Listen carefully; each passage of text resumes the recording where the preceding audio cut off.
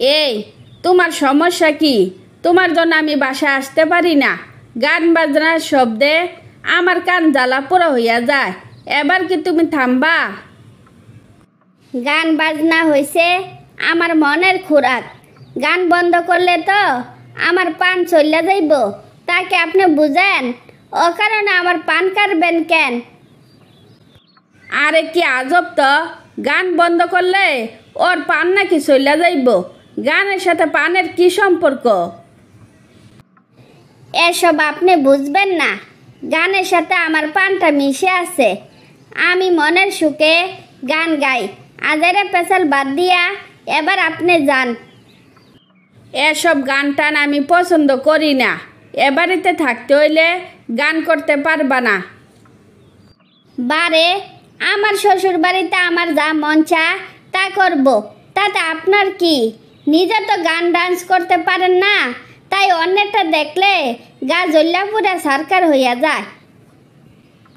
এটা যদি তোমার শ্বশুর বাড়ি হয় তাইলে আমার কার বাড়ি সে কথা কি তোমার জানা আছে? আমি এই বাড়ির একমাত্র বউ। আমার যা মন চাইব তা করব।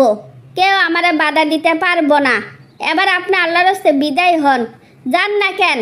দেখছো কাণ্ডটা এখনো দাঁড়াইয়া রইছে। বাবা মা তোমারে লাই দিয়া দিয়া মাথায় তুলছে।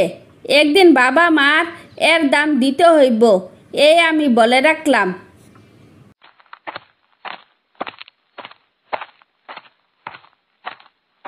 কি রে শালা, মন খারাপ করে বসে রয়েছিস কেন? আর এদিকে তোর আমি খুঁজতে খুঁজতে হয়রান। তুই আমারে খুঁজা কই পাইবি? বোর জ্বালা পালাইয়া রইছি। বোর জ্বালা থেকে বাঁচার ব্যবস্থা আমারে কইরা দে। তোর বউ কি এমন করলো যে বয়ে পালাইয়া রইছস? তুই দেখস না ওই কতক্ষণ গান গায়, কতক্ষণ নাচানাচি করে, আবার কারণে অকারণে হাসাহাসি করে। আবার আমার বউ আমারে বলে আমি নাকি ওর কাছে গান শিখতাম। তুই তো তাইলে মহা বিপদে আসস। সব কিছু শুধু তোর বাপ মার জন্য হইতাছে। তোর বাপ মা ওরে নিয়া কতক্ষণ রেস্টুরেন্টে যায়, কতক্ষণ মার্কেটে যায়, আবার কতক্ষণ ঘুরতেও যায়। এত আদর যত্ন পাইলে তো এরকমই হইব। আমি তো তোরে সে কথাই বলতাছি। কিছু বললে বাবা মা বলে কি ওই বাচ্চা মেয়ে, এ বয়সে রং রং না করলে আর কবে করব? বাস এক কথায় মামলা ডিসমিস। তাইলে তো এই বউ সামলানো তোর সাধ্যের বাহিরে। তুই একটা কাজ কর, বউরে বাপের বাড়ি পাঠাইয়া দে। কিছুদিন হইলেও শান্তিতে থাকতে পারবি।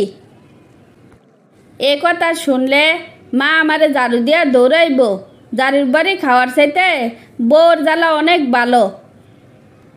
দোস্ত, তোর বউ হয়তো একটু দুষ্টামি বেশি করে, কিন্তু মনটা অনেক ভালো।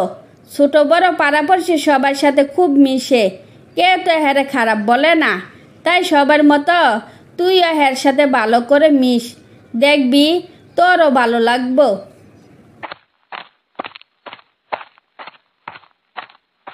ভাবি, তুমি আমারে ডাকছিলা কেন?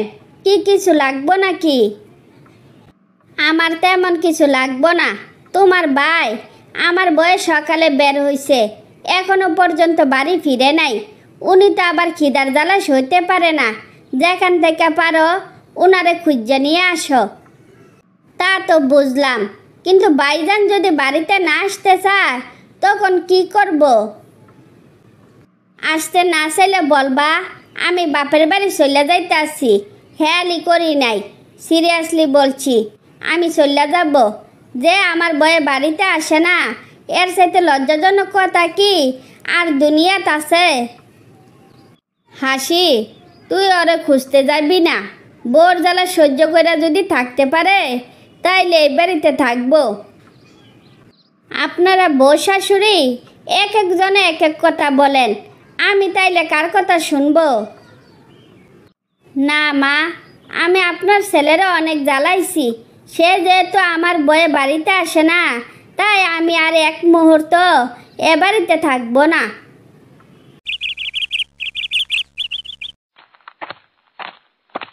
কি রে, এখন তো তোর জ্বালেন না কেউ নাই, এখন তাইলে ঘরে থাকস না কেন? ঘরও আসস না, সারাদিন কিছু খাইলিও না, আসলে তোর হয়েছেটা কি?